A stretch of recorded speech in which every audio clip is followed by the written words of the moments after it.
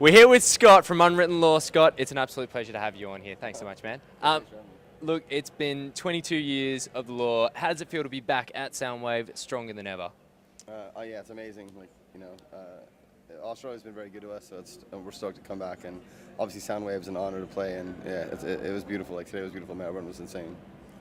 You actually played at the very first Soundwave in 2004. Yeah. What is it about this festival and this country that keeps you coming back? I guess obviously it's the fans and the love that we get. We get a lot more love in Australia than we do anywhere else in the world. So that's kind of what the whole thing's about, I guess. Well, I'm talking about your fans. I mean, as some of your fans get older, you've got a whole bunch of new fans that are really getting into your music.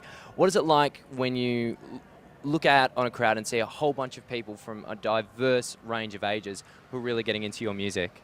What's it like? Yeah. Oh, it's amazing. It's kind of trippy, the demographic, going from, you have like teenagers all the way up to honestly 40-year-olds. So it's pretty trippy. We've been around for a long time, like 22 years. So the fact that people are still getting turned on to our band is pretty trippy to all of us, for sure. Well, people are getting turned on with your album, Swan. I believe you were planning to call it Swan Song, but it no longer became an ending for you, so you renamed it to Swan.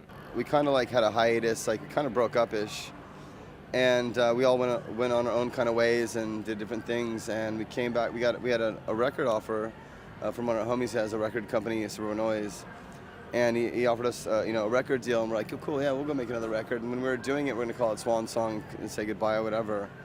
And during the process of the record, we knew we were writing something substantial, and at that point, when we started discussing, we were discussing originally with our record label, we're going to call it Swan Song. We were going to promote it as such, as it's the end.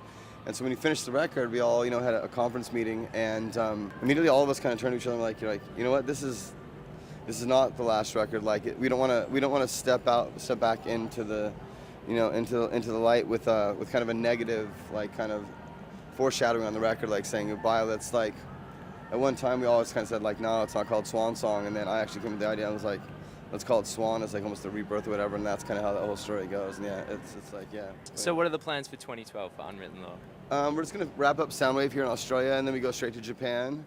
When we're done in Japan, we go home, and then we have a tour in the United States. Then when we get done with that, we're going to record an acoustic record actually in the studio. And that's kind of going to be a wrap for 2012, I think. All right, no worries. Well, thanks so much for having a chat with us today. Thank you. You've been watching 1700. We're live at Soundwave.